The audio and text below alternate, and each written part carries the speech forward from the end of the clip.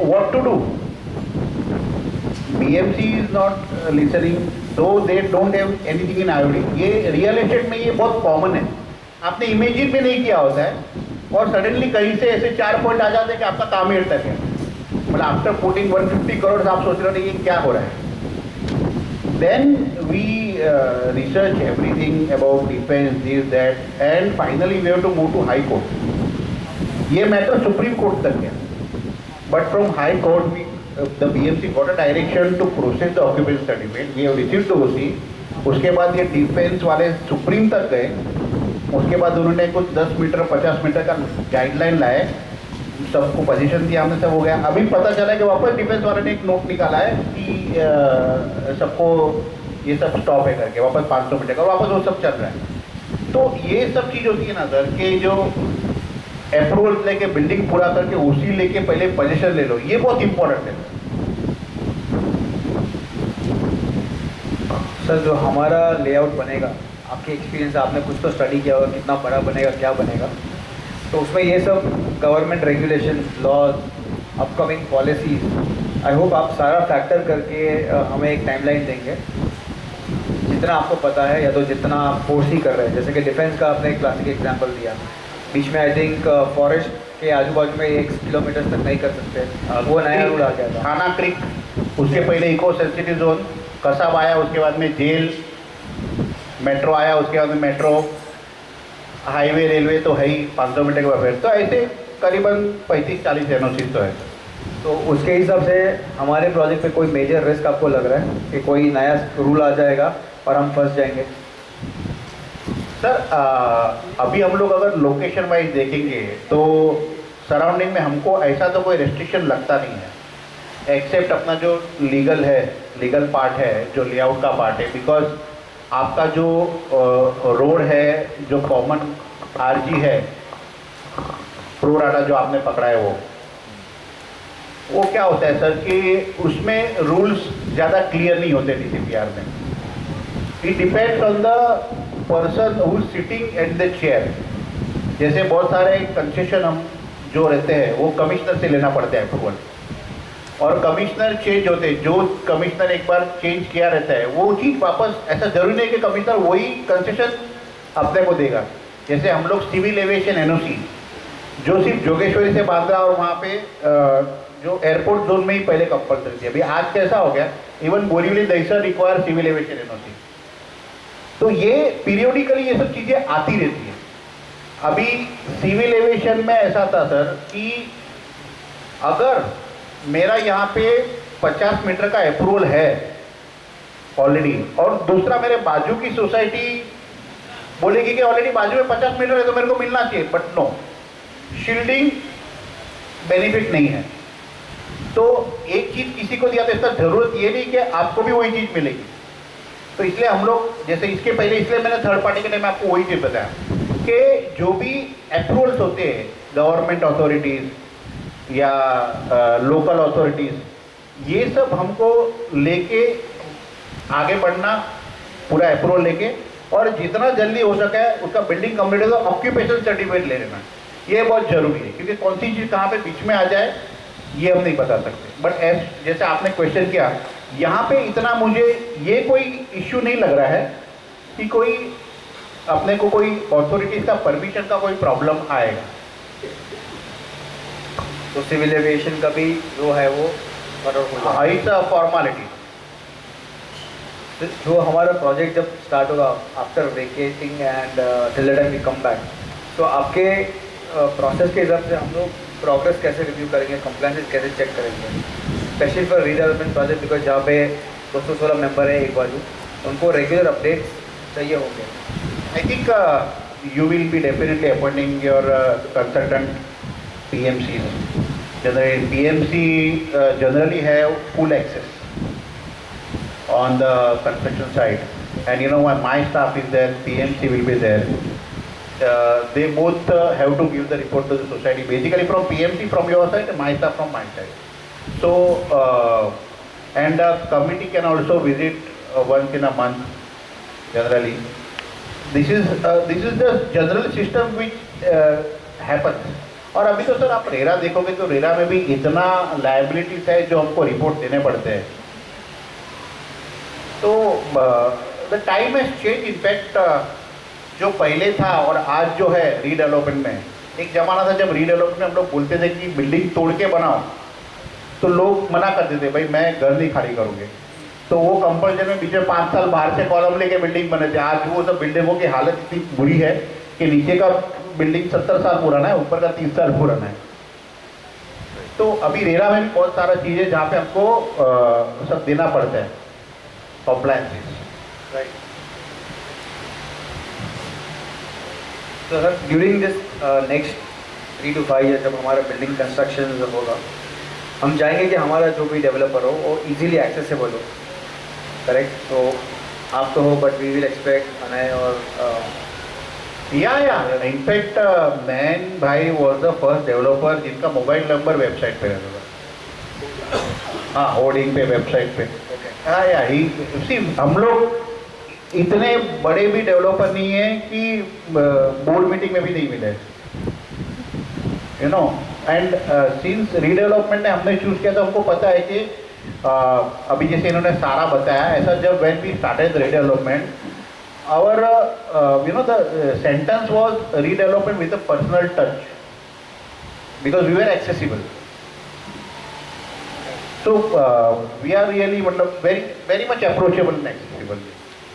Thank you sir, that gives a lot of confidence. Next question था, जैसे कि add to that, every compliance, every request, every obligation of Mayfair Housing ends at the desk of myself, my brother and my father.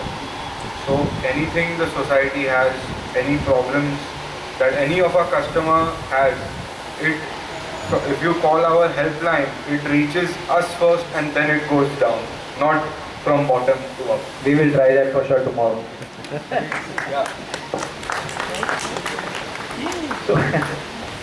Lighter note, एक दूसरा question है sir, ये जैसे कि 216 member जब घर में हस्बैंड वाइफ की नहीं बनती, 216 में कुछ ना कुछ अनबन होती है, प्लस हर एक जन की रिक्वायरमेंट चेंज होगी। जैसे कि आपको भी पता है कि किसी को ऐसा चाहिए, किसी को वैसा चाहिए, किसी का छोटा मोटा इश्यूज है।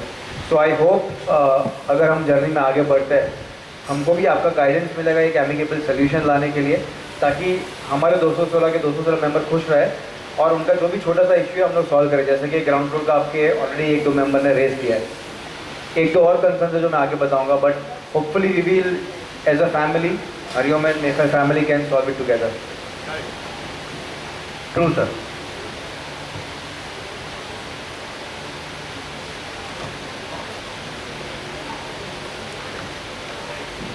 सर जनरली एक ट्रेंड होता है कि ज़्यादा से ज़्यादा मेंबर, स्पेशली इतनी बड़े सोसाइटी में, वो लोग एक्टिव होते हैं जब डेवलपर सिलेक्ट होने आता है या तो फिर डीए का टाइम आता है, उसके पहले का उनको कुछ पता नहीं होता है। एंड ऑब्वियसली देन डिले होता है डीए और सब में, प्लस हर एक मेंबर को लुक एंड फील चाहिए कि मेरा घर कौन सा डेवलपर कैसा बनाने वाला है।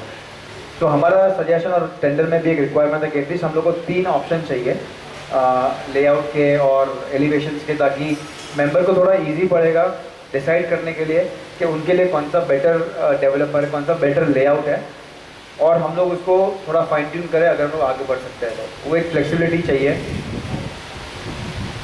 सर एक्चुअली आपने जो मेरा मेफेयर लिव और मेफेयर म्यूज ये जो प्रोजेक्ट देखा, ये एलिवेशन सर हमारी तरफ से फाइनल हुआ बिल्डिंग के मतलब 2-3 स्लैब होने के बाद। क्योंकि एलिवेशन एक ऐसा चीज़ है सर कि आप मुझे बोलोगे कि आप बना के अभी दो, तो उसमें वो मज़ा नहीं है। Plan I will definitely agree, वो प्लान 2 ऑप्शन 3 ऑप्शन, उसमें भी फिर सोसाइटी के मेंबर्स के किसी के आते हैं सजेशन, तो वो तो आर्किटेक्ट का है। बट जो एलिवेशन होता है ना sir, that I will not be able to give you with the plan. वो मैं आपको जैसे अभी आप कोई प्रेजेंटेशन देते हैं बहुत जगह पे, अपना एंट्रेंस लॉबी, लिफ्ट लॉबी, वो सब गूगल से निकाले हुए इमेजेस है। I will be very Frank with you.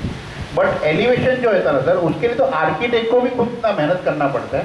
और छोटी छोटी चीज़, जैसे हमारे एलिवेशन में अनय भाई है, आदित्य भाई है, they specifically look into the matter. जो जो प्रोडक्ट वापरने रहते हैं बाहर वगैरह, दे विजिट द वेंडर्स।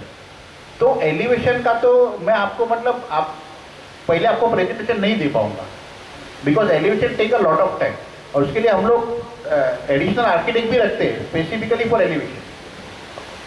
तो मेरा क्वेश्चन मोर ऑफ इंटरनल घर के प्लान्स थे। या अंदर कैसा लगेगा, कितना स्क्वायर फीट का balcony, not balcony, living room, kitchen, bedroom? या दैट तो typical, I can show you you know minute video also render करके, एक व्यू जैसा होता है ना अपना, वो भी कर सकते हैं। मेरे that is I have in house team. You are not visited Virar side. Virar side में सर हमारा खुद का 2 बेचिंग प्लांट है, हमारे खुद के मिलर्स है, खुद के जेसीबी है, वो 24 बिल्डिंग का इतना बड़ा साइट है, तो ये रेंडरिंग वगैरह सब इन हाउस होता है हमारे सर। तो हम लोग 12 के पहले एक्सपेक्ट कर सकते हैं ऐसा कुछ रेंडरिंग ईमेल? हाँ? 12 के पहले एक्सपेक्ट कर सकते हैं? नहीं, थोड़ा बहुत सर, rendering? नहीं। आपने 10 दिन बोला था, आपको ऑलरेडी 15 दिन दे रहे हैं। नहीं सर आपका प्लॉट 2000 मीटर का थोड़ी है। You have to understand one thing, your plot is not 2000 square metre कि मेरे को स्टैंड अलोन बिल्डिंग बना दिया हो गया। आपका प्लॉट जो है वो बहुत बड़ा प्लॉट है सर। यहाँ पे एंड ये जो है आपके यहाँ पे MOEF आएगा, ये जितने भी आपका आप ग्रीन सर्टिफिकेट नहीं लेंगे हम, बट वो ग्रीन के लिए जो STP रिक्वायरमेंट है, सोलर है, ये सब चीज़ें आएगी, ओपन टू स्काई जो आएगा। तो ये कोई सर 10-15 दिन में ये सब काम नहीं हो सकता। वो नहीं तो क्या होगा सर, वो कट कॉपी पेस्ट जैसा ही होता है, यहाँ से एक बिल्डिंग बना उठाया और इसे 4 यहाँ पे प्लेस करके आपको दिखाने के लिए दिखा दिया। तो ये डिज़ाइनिंग सर, प्लानिंग डिज़ाइनिंग जो है आज की तारीख में वही इंपॉर्टेंट है रियल एस्टेट में, स्पेशली जब से ये फ्लावर बेड बंद हो गया। बिकॉज नहीं तो बहुत सिंपल था एलिवेशन में, फ्लावर बेड है, विंडो डालो पूरा, बाहर को 3 फुट पे लगा दो अपना रेलिंग, हो गया एलिवेशन तैयार। After this flower bed chapter it is elevation is very challenging job, and layout is again a different challenge है लेआउट का, एंड वो भी रीडेवलपमेंट का जहाँ पे इतने वेरिएशन है। तो आपके एक्सपीरियंस से जनरली आप ये जो ऑप्शंस बोल रहे हैं वो कब तक होता है? Before signing DA, before 17 and A, कौन से स्टेज पे आप? सर DA के पहले अपने प्लान जो है वो फाइनल होते हैं और वो DA में अटैच होते हैं। Okay, Yeah. और आफ्टर अपॉइंटमेंट आप हमको ये सब इन्फॉर्मेशन देंगे, घर कैसा दिखेगा, फ्लैट का साइज क्या होगा? तो yes before DA, but before DA signing. But after 17 and A? हाँ, after appointment. After appointment. Yes.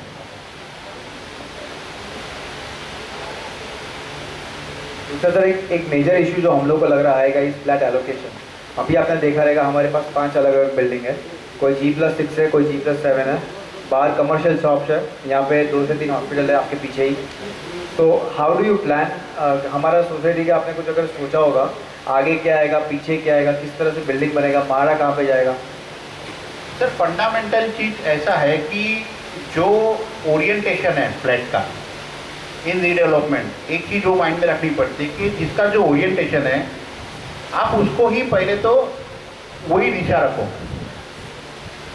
But जहाँ पे ज़्यादा वेरिएशन होता है वहाँ पे कभी कभी एक लिमिटेशन आ जाता है, और आपका बिल्डिंग जैसे आपका बिल्डिंग तो 30 साल 40 साल जुना है, आपके लो राइज है, तो उसका भी रहता है कि भाई ओपन स्पेस क्राइटेरिया जो रहता है, जो RG का क्राइटेरिया रहता है, वो सब क्राइटेरिया चेंज हो गया अभी नया रूल्स में।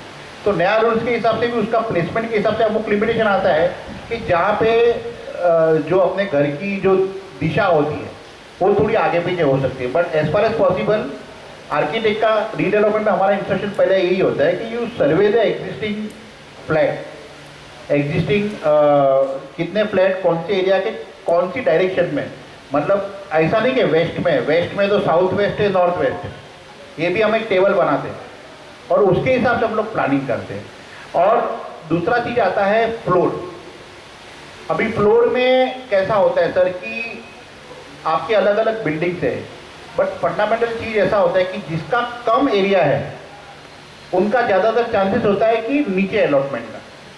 बिकॉज अगर मेरे को 400 फुट 450 फुट 500 फुट ऐसा बनाना है तो मैं 450 के ऊपर 500 बना सकता हूँ, बस 450 के ऊपर 400 नहीं बना सकता। तो ये जो फ्लोर का जो आपका अलॉटमेंट है वो भी उसकी वजह से बहुत बार चेंज होता है कि तीसरा माले वाला बोलता है कि दूसरे माले वाले को मेरे से ऊपर मिला, ये सब होता है। बट ये सब कभी होता है कि सर जब ये प्लान एक बार करने बैठेंगे तभी ख्याल आएगा। और ये बेसिक प्रिंसिपल है, बट अलॉटमेंट में जनरली हम लोग भी नहीं पढ़ते और सोसाइटी पे ही छोड़ते हैं। ओके। दूसरा क्वेश्चन था सर, जैसे कि आपने देखा हमारा बिल्डिंग सर पे एसवी रोड है, ठीक है, जो नॉर्मली अट्रैक्ट करता है कमर्शियल के लिए, तो क्या आपका कोई प्लान है कि 3390 और 33.9 को मिक्स करके कुछ ऐसा बना है कि आप प्योरली 33.9 में ही करेंगे? पर्पस उसका ये है कि अगर कमर्शियल ज़्यादा बनता है प्लस उसके ऊपर रेसिडेंशियल बनता है, तो आई थिंक सोसाइटी को ज़्यादा एडवांटेज है, because then offer can be improve significantly with this combination. Satish भाई correct? Sir that economics I have not work out yet, because हमारे बहुत सारे जो आगे के मेंबर्स हैं उनका रिक्वेस्ट है, तो रिक्वायरमेंट है कि उनको वहीं पे रहना है और वहीं पे उनको फ्लैट्स चाहिए।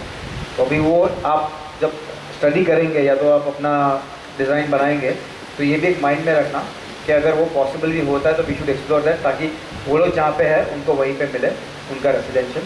ऑब्वियसली आपको इम्यूनिटीज उस हिसाब से डिज़ाइन करनी पड़ेगी, जो भी गवर्नमेंट के रेगुलेशन वो सब फॉलो करने के बाद ही वो आप प्लानिंग कर सकते हो, बट वो एक रिक्वायरमेंट है, उसको आप ध्यान में रखना। उनके flat size are different than the other 4 buildings also. इसलिए मैं बताया ना कि मेरा प्लानिंग जो है, जब तक मेंबर्स का ब्रीफ नहीं होगा तब तक प्लानिंग चालू ही नहीं हो सकता। आज मैं आपको कुछ भी दिखाऊं कि ये 6 बिल्डिंग आएगा, हाई राइज आएगा, पर उसका कोई मतलब नहीं बनता, बिकॉज जब तक मेंबर्स का ही फीडबैक नहीं है। आज वो मेंबर बोल देगा कि मैं यहाँ से जाऊँगा ही नहीं,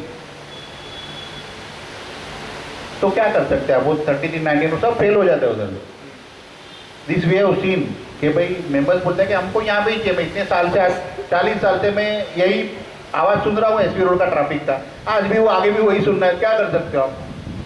तो ये ब्रीफ देने के बाद ही मेरा प्लानिंग होता है। सर ये ब्रीफ आपको अभी दे दिया है, तो आप उसी तरह से प्लान कीजिएगा। That is one of the requirement. Sir बराबर है सर? तो ये एक रिक्वायरमेंट ध्यान रखिए, बिकॉज आपको रेगुलेशन भी फॉलो करना है, आपको फायर सीढ़ी बम्बा भी घुमाना है, वो सब भी करना है। तो आप सर्वे कीजिएगा पहले, ताकि आपको क्लियरली आइडिया आएगा कि वहाँ पे वो ऑप्शन पॉसिबल है कि नहीं। और इसीलिए हमने 3390 पूछा, क्योंकि वो आपके लिए भी बेनिफिशियल है और एडिशनल बेनिफिट सोसाइटी को भी पास ऑन हो सकता है।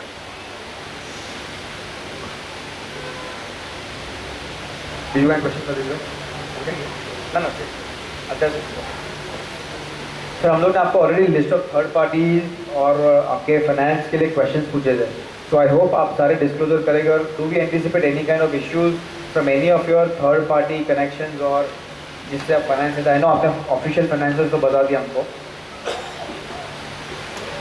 तो वी होप उस पर कोई इशू नहीं आएगा। No no sir, no issues at all. Okay.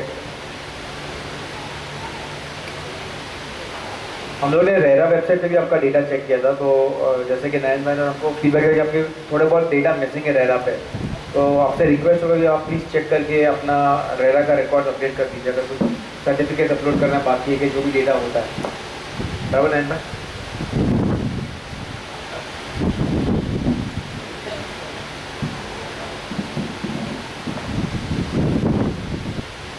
Sir ये हमारा जो प्रोजेक्ट है, जैसे आपने बताया कि बहुत बड़ा है, इसमें बहुत ज़्यादा कैपिटल लगने वाला है, तो आई होप हमारे एक क्लॉज में ऑलरेडी आपसे कैश फ्लो स्टेटमेंट मांगा है।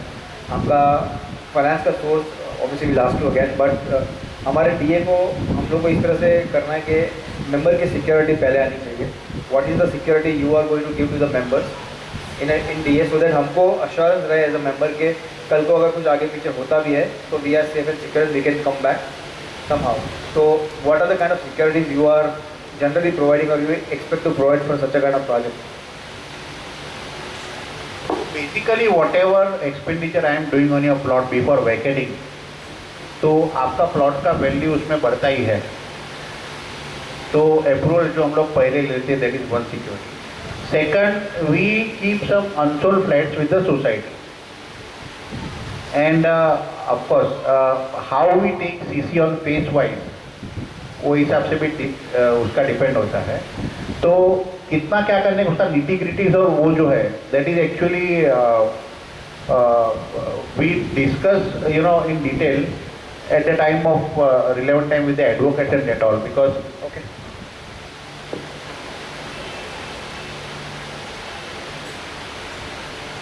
and one thing in redevelopment we always keep this thing that first residential floor members flat will start from first residential floor. and upper floors in all the buildings. We always make composite building. In all the buildings, upper floor belong to us. Now, existing members are not covered in RERA. Correct, sir? Existing members are not covered in RERA.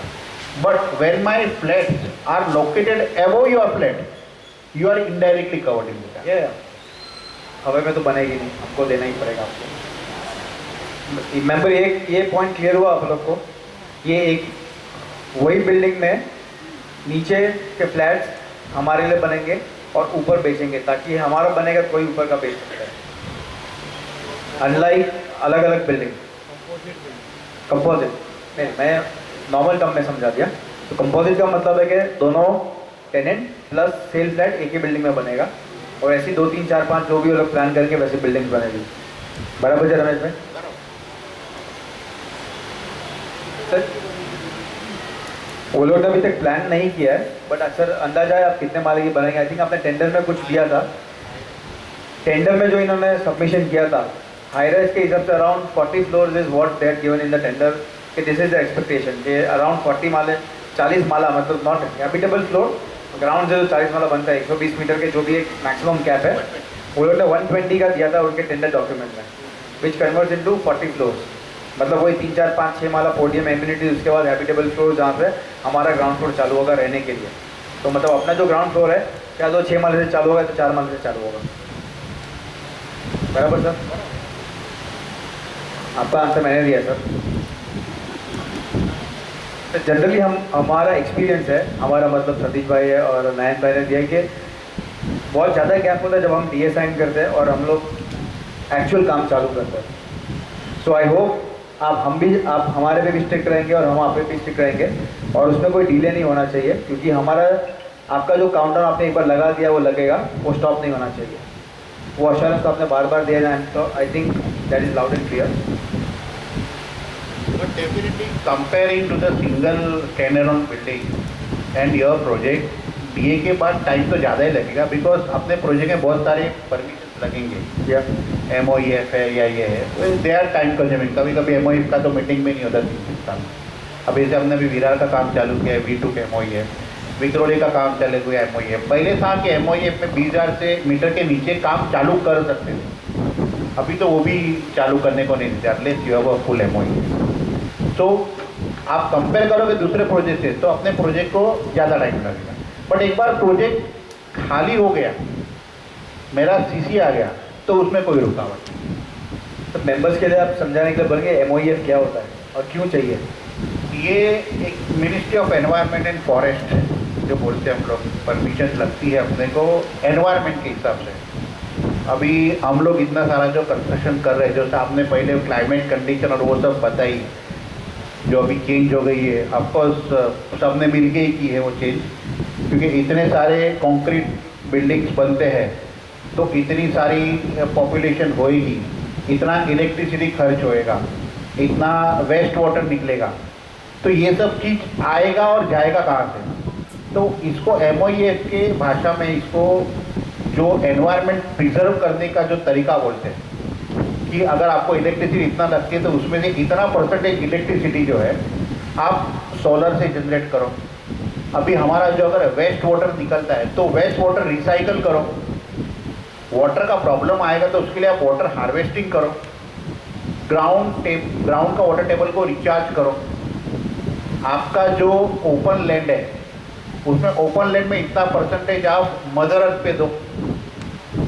तो ये सब चीज़ें जो requirement है उनकी बहुत सारी conditions आती हैं कि आप 20,000 मीटर से ज़्यादा कंस्ट्रक्ट करते हो तो आपको मिनिमम ये सब चीज़ें आपको करनी है। अभी जैसे एक्सेस है, पार्किंग का जो स्टडी है, जो शेडो एनालिसिस है लाइट वेंटिलेशन से, ये सब बहुत डिटेल में स्टडी करते हैं वो लोग, और उसके बाद में उनको लगता है कि ये सब विद इन जो अपने लिमिटेशन होते हैं अगर उसके अंदर तक आती है तभी आपको उसकी परमिशन मिलती है। और एक बार वो बनता है तो अपने को वापस वो जो उसका तरीके से चल रहा है कि नहीं वो चेक करने का भी एक अलग डिपार्टमेंट है। उसके पास सर्टिफिकेट लाना पड़ता है, सीवेज ट्रीटमेंट प्लान बनाना पड़ता है। सब कुछ गवर्नमेंट के गटर में नहीं जाएगा, in house sewage treatment plan होता है और उसका भी 5 साल तक तो बिल्डर को मेंटेन करना है। उसके बाद सोसाइटी को मेंटेन करना है, उसका हर साल रिपोर्ट देना है, ये सब चीज उसके अंदर कवर होता है। Thank you sir.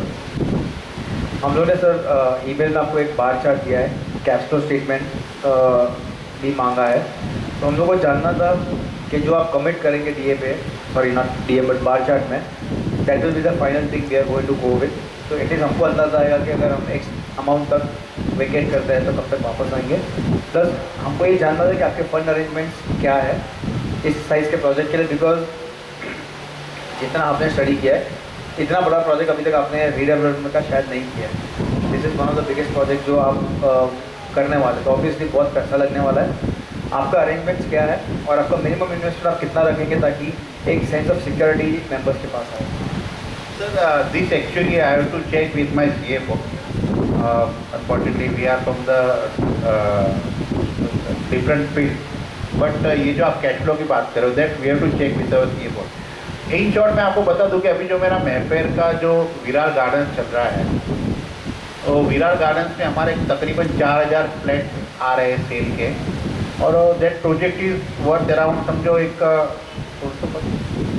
it is the value of that project is 1600 crore. So funding जो है वो मेरे प्रोजेक्ट से भी आती है, जो मेरा अभी अपना ये जो बांद्रा का चल रहा है, that is around 250 crore. So churning होता है, कैश फ्लो होता है। और जैसे विरार में हमने आईसीआईसीआई वेंचर्स के साथ में काम किया है, तो the good banks, they want to work with a good developer where they also find their money is safe. Directly bank आपको इन्वेस्ट नहीं कर सकती है because of RBI guideline, but ये जो फंड होते हैं they always work you equity में या ऐसे वो लोग काम करते हैं।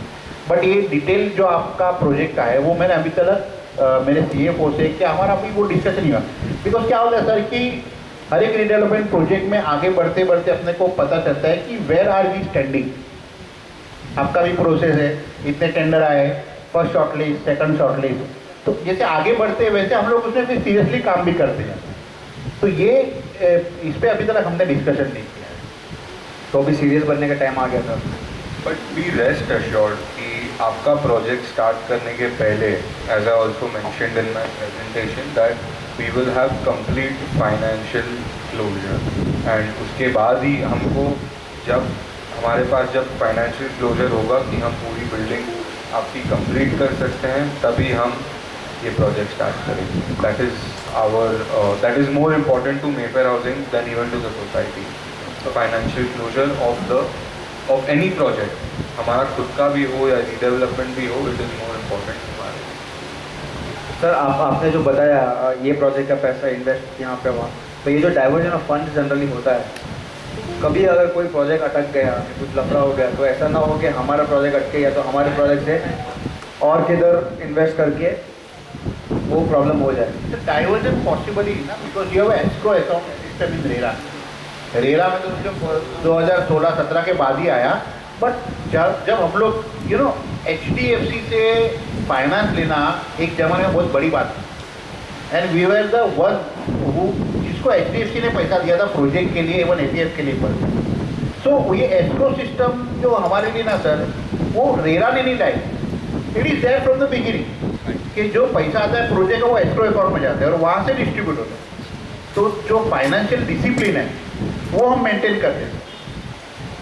Thank you sir. आपके कोई क्वेश्चंस हैं जो आपने जो फर्स्ट राउंड में टेंडर भरा होगा और शायद अगर क्लियर नहीं है और सेकेंड राउंड आपको करना है, शायद आपको अभी आपके पास अगर नहीं है तो आपके पास अपॉर्चुनिटी है 12 के पहले एक मीटिंग फिक्स करके सारे क्वेश्चन आंसर ले लीजिए हमसे, ताकि आपका बेस्ट पॉसिबल ऑफर आप रोल आउट कर सकें 12 तक। That will work out, will complete. 12 तारीख चेंज नहीं होगा रमेश भाई। बराबर है। हमारे यहाँ पे मेंबर्स है, किसी के 2 फ्लैट है, किसी के 3 फ्लैट है, किसी के सेम बिल्डिंग में बाजू बाजू में है, किसी के अलग अलग विंग्स में है, किसी के ऊपर नीचे है। तो आपके प्लानिंग में जनरली आप क्या प्रपोज करते हो? अगर उनको साथ में चाहिए तो क्या आप उनको वो एक कॉम्बिनेशन बना के प्री अप्रूव प्लान बना के देंगे कि फिर वो मतलब बिल्डिंग का लॉटरी सिस्टम भी जो भी सोसाइटी का एलोकेशन होगा उसके हिसाब से जाता है। नहीं, मैं वही बताया ना सर कि एक बार मेंबर का ब्रीफिंग लेने के बाद में architect will try to accommodate जितना भी हो सकता है, बट अगर नहीं होता है तो आर्किटेक्ट बता देगा कि साहब ये रीजन से नहीं होता है। सर आप ये जो मेंबर्स ब्रीफिंग बोल रहे हैं वो एग्जैक्टली कब होता है आपके प्रोसेस के हिसाब से? बिकॉज ये स्टेज शायद हमने फैक्टर नहीं किया था, ये मेंबर्स मैं ब्रीफिंग। वही बोल रहा हूँ सर, क्या होता है सब सोसाइटी में जनरली होता है कि भाई आप प्रेजेंटेशन दो, प्लान दो, ये दो, तो बिल्डर अपने हिसाब से कुछ प्लान बना के लाते हैं, उसके अंदर मेंबर बोलते हैं